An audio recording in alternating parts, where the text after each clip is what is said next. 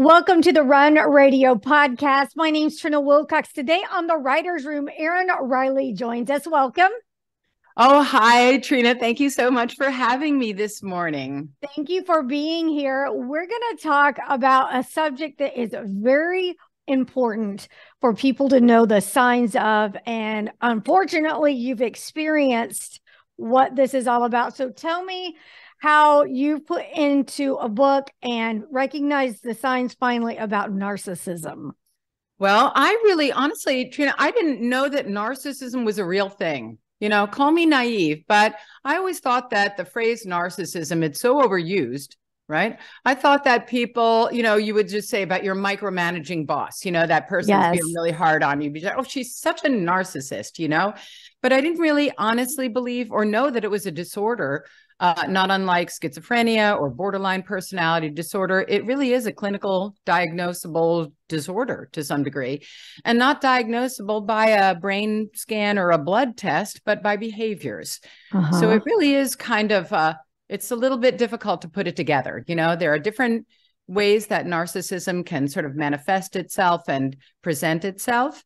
And it's real easy to see what's known as the grandiose or overt narcissist. That person's coming at you, boasting about how great they are and how they're the best at everything, right? So you see that coming and you're like, all right, all right, buddy. But a covert narcissist will have the same mindset. And when I talk about mindset, what I mean is somewhat opportunistic, somewhat transactional and unemotional, thinking about how they can get what they need out of an interaction with a person. So while these people who are narcissistic, but in a more covert presentation, are interacting with you, they're studying you. They're studying you and your behaviors and your wants and needs and your weaknesses and your fears, so that they can then collect all that information and make sure they keep the upper hand in the relationship, right? But if you are not that kind of a person that thinks that way, all along, you're going to be thinking to yourself, they're so interested in everything I have to say. They're hanging on my every word. Yep. Yeah. So that's what happened to me. I did not meet a covert narcissist until I was 40 years old. So yeah, that was surprising to me. But I was well conditioned from my dysfunctional childhood to be somehow recognized and targeted by one. So I just got lucky that I didn't meet a narcissist until I was 40. But anyway, so that's I decided to try to figure out how that happened to me. I was a very independent and strong and successful in my career with a lot of friends, and had a good deal of self-confidence, more so than I think some people have. And I was pretty successful. So I thought I was kind of good to go, and but little did I know, like I said, everybody's got their little injuries and their hurts from their childhood or whatever traumas or, emotional things they've experienced in their lives. And I was, of course, one of them. And so I was vulnerable to being what they call love bombed by a narcissist. That's the phrase they use, because when a narcissist, somebody who thinks like, opportunistically and transactionally in a cold kind of a way about another person without empathy, when they meet a person with a lot going on for themselves, they're like, oh, I could get that. I could get that for myself. So if you have a big career, or if you have money, you have a house, you have a lot of friends, you got a big family, they're like, I want that. How am I going to get it? So they play into all of your, what they think you want to hear, and they follow you, they mirror you. Suddenly they're telling you they have everything in common with you. You think, oh, I love that too. That's my favorite movie too. And you start feeling seen and heard, and, as though you may have met your soulmate. So if that happens very quickly in a relationship, I say, take a step back.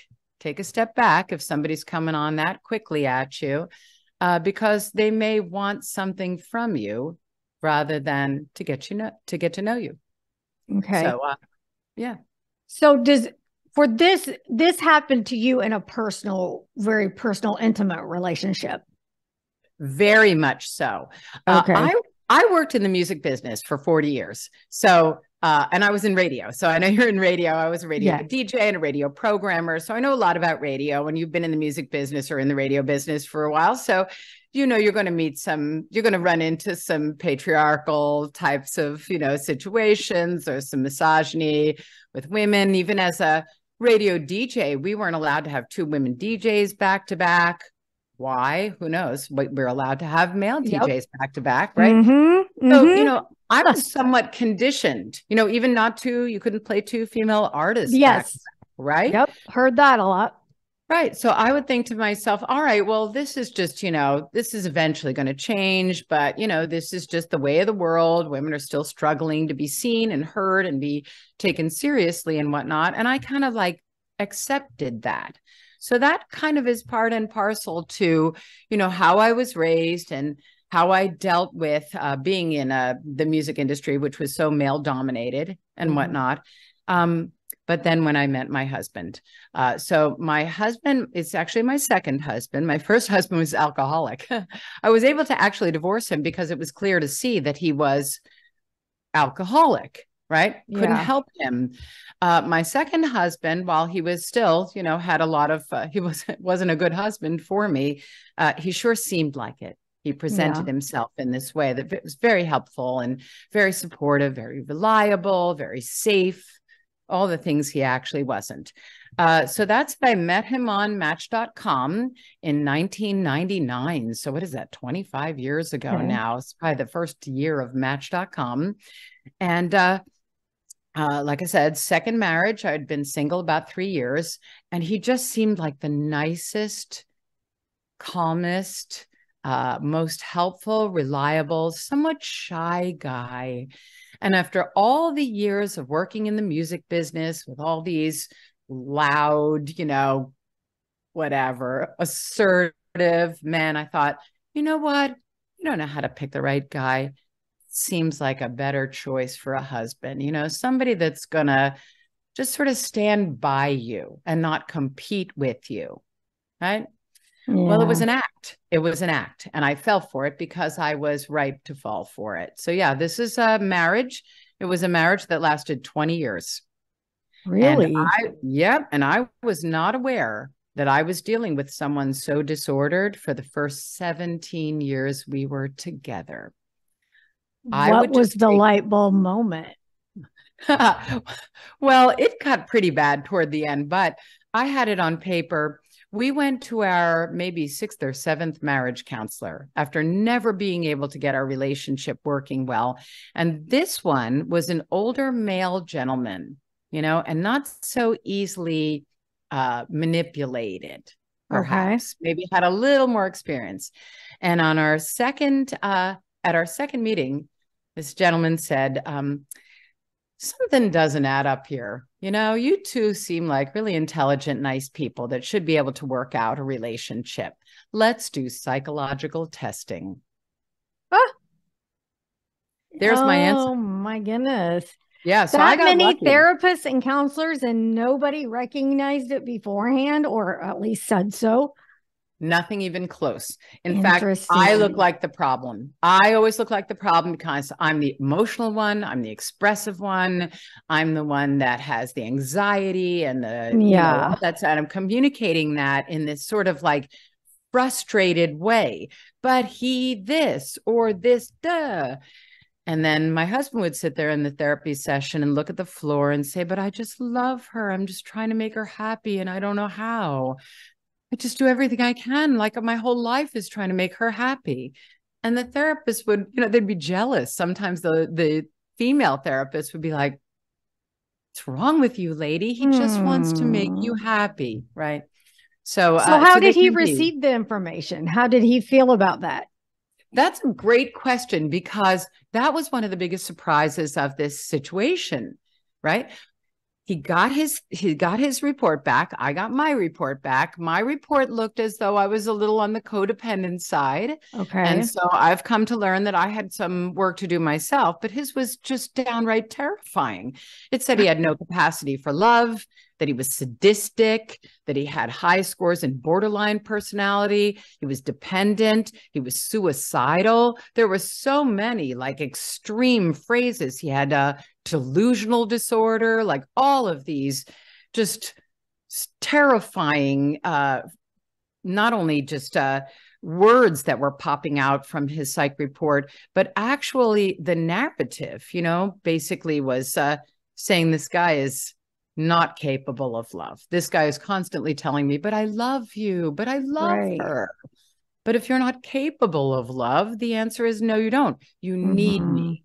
He needs me because a narcissist needs somebody to project their internal misery upon, right? They need it. They call that supply. I think that's a bit of a cold term, although I guess from a narcissist point of view, maybe that's the way that they would see it, but they need someone in their life to help them regulate their emotions. They are very out of touch with their emotions, and they generally have a very deep sense of self-loathing.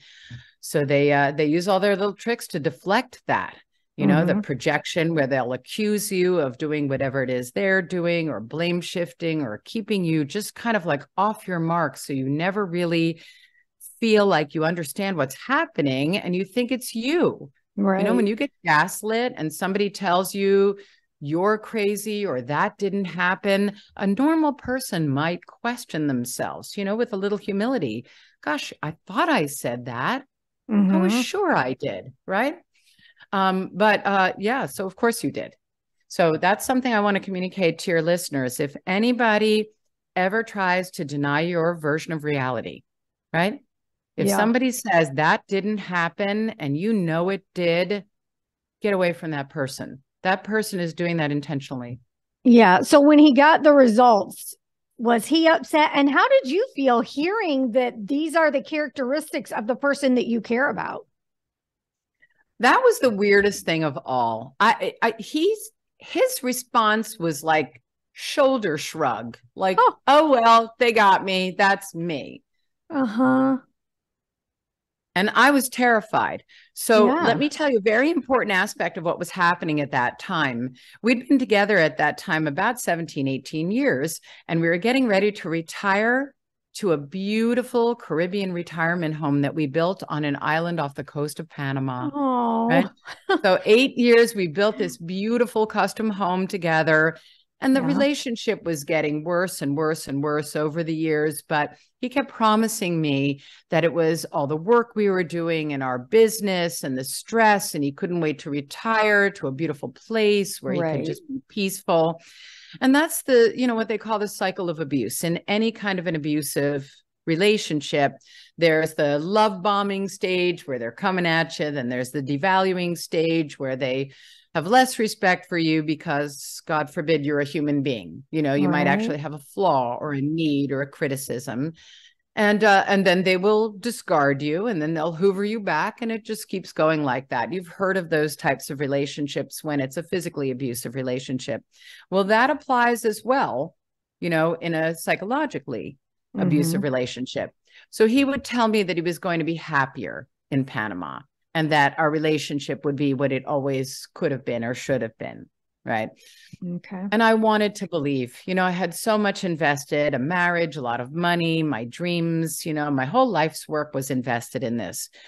So when I saw his psych report, I was frightened, to say the least. And we each had a private meeting with the psychologist after to discuss both our own reports and then our spouse's reports. And the psychologist told me not to go to Panama. He said, you could be hurt. He could hurt you. My husband was dissociative, not all the time. I would say once every 4 or 5 years in an argument, he would just almost go away. Like I'm dealing with the Incredible Hulk or a werewolf, where suddenly he's not in the room anymore. He's like a 15-year-old. He's like a child that's having a traumatic experience, and he's not there and he's not reachable. And I would just let those scary moments pass, and then he'd kind of come back around, and I kept saying to myself, oh, once he's not under so much stress, that won't happen. Okay. So don't tell yourself that. Yeah. Trust your gut, people. That's the most important lesson that I've learned, is that everyone has an internal compass, like a radar system in them, and it's right just about 100% of the time. But your brain is very powerful, and your brain is there to keep you alive and keep you surviving, and it can override your gut feelings. So if you can just slow down when you make decisions, and check in with yourself, say, how do I feel about this? Right. Before you respond, that'll hopefully keep you safe from people that don't have your best interests in mind. After getting that report, how long did it take you? Were you immediately finished with the marriage at that point, or did it take you a while to make the separation? It was about a year. About a year. Okay. That report came in September of 2017. He moved ahead of me to the Panama house in March of 2018. So that's about 6 months. And I thought that maybe I could take another 6 months of letting him finish up some stuff in the house, some tiling and some getting it ready. And I would stay behind and let him calm down and get into the sort of the flow of things down there. Right. And I would get a break, and then I would come down there after 6 months. But his deep fear of abandonment, which is a very serious fear with a narcissist, because they require another person to regulate themselves, to feed off of, to project upon. So he was alone those 6 months. Well, he was maybe physically alone, but he certainly was online looking for a new woman. He was looking for somebody else. Okay. Like I said, there's nothing I can do about that. So he actually was able to, and listen, he might have had this woman in his life for years. I'll never know the truth. If you're dealing with a narcissist, you will never know truth from false. But so he filed for divorce. Once he found and identified somebody else that he could move into the house in Panama, he filed for divorce, and she moved down there from the States too. She was. Goodness. Again, they might have been dating 10 years. Yeah. You're starting to freeze up on me here. Hopefully you'll come back around. I got another question for you. Let's see. There you are. Okay. So can you talk about recognizing this in the workplace? Because I feel like more and more it's a problem in workplaces. People think it's just in their personal relationships, but like you were saying, there's a lot of power struggles, sexism. And then I feel like even amongst same sexes, there are problems with personality disorders that aren't often recognized. Have you had much experience, or can you speak to that at all? I can speak to that, but I will say that, my experience with the personal relationship was so much more devastating than my business relationships. But one of the things that I did in my book, all right, let me go back for a second. So I hear you were going to talk about business. Are you there? Okay. Yeah, it just said recording stopped and recording in progress. We're good. Right. We're good. We'll figure out where we go from there. All right. Yeah. So when I decided to write a book to help myself actually try to figure out what had happened, and what part I played in this and how I could make sure this never happened to me again, I decided to take it all the way back to my childhood, because obviously some things happened to me as a child and throughout my life that were consistent, that set me up to be somewhat programmed to be taken advantage of by somebody like this. And it's not dissimilar in the music business or in business as well, too. So because I am who I am, somewhat codependent, grew up in a very traumatic childhood, had an alcoholic father, narcissistic mother, not a very close family, like we're all just 4 separate people in the house, not a lot of warmth, not a lot of love, just everybody just trying to keep a lot of secrets and keep everything. All the bad stuff was being covered up. Took a lot of effort to do that. So I didn't really know what I was dealing with, in my household. And we had a lot of trauma in the house. I moved from, it was New Jersey to California, and I broke into the music business. I just got kind of lucky. I met a DJ. I love radio. I love music. Broke into it. But that was evident, what you're saying, narcissists and this sort of male-dominated patriarchal environment that I was in was obvious right away. So because I was who I was, I didn't fight back.